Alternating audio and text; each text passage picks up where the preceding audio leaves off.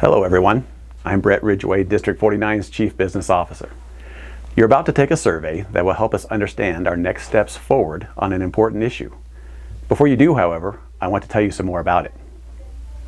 Our annual Voice of the Workforce survey tells us that D49 staff have concerns about compensation, especially when it comes to pay and how their pay compares to other districts in the area. When we look into the numbers around the city, it is clear that District 49 is paying our staff considerably less compared to D11 and D20, which have relatively the same number of students. The numbers also show across the board that we have fewer people to do the same amount of work, and we are growing quickly.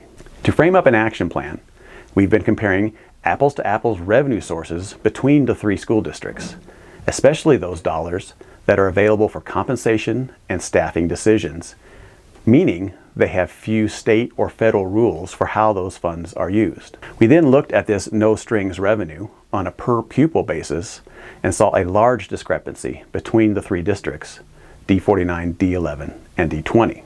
To help show why this is, let's take a look at the operational override funds that the districts receive by way of community approved financial support. District 49 is at a disadvantage because of lower override tax rates while educating the same number of students as the two other districts. When we break down the competitive pay numbers for D49, we look at two main categories: the number of staff members employed per student and the average compensation of those staff members. The bars that dip below the top line indicate negative comparisons and show we are well under our neighbors in both categories, sometimes significantly below.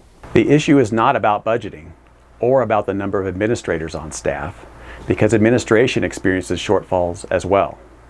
This situation comes back to revenue. We can make some significant strides to close these gaps, but it will take your support and willingness to increase your investment in District 49. An increase in MLO would provide more competitive pay, which will help retain staff and also help us hire staff that have had successful experiences elsewhere. Through the years, your support and trust have turned into action, allowing D49 to live up to the Building Our Future Community plan. We've invested in our workforce. We've refreshed and refurbished our schools. We built 2 new schools, finishing all projects on time and under budget. It's time to have the conversation about the next steps for D49.